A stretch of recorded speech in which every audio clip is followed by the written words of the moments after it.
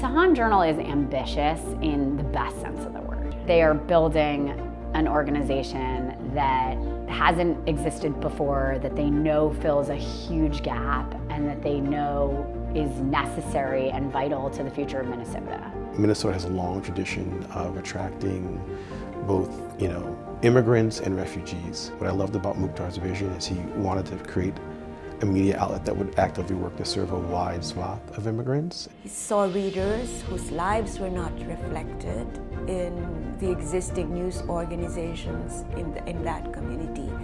And he felt that they needed a voice, that they needed to be seen. He realizes that journalism is not just about the breaking news and the catastrophes and meeting people at their worst, but also shining a light on people at their best. They're able to build trust, they're able to build relationships that other reporters might not be able to. So therefore they're able to hear stories, to get to a level of depth that might otherwise have been missed by other outlets. We are constantly thinking about what stories aren't being told, who isn't being heard, and what issues aren't being discussed, and what's the impact of all of that. Really, the stories are trying to make people activated as citizens or as residents of this increasingly diverse state. We're a really good example of what a healthy media landscape can look like here in the Twin Cities. I feel like it's creating an infrastructure for telling these stories that just didn't exist before. Mukhtar and his team have built,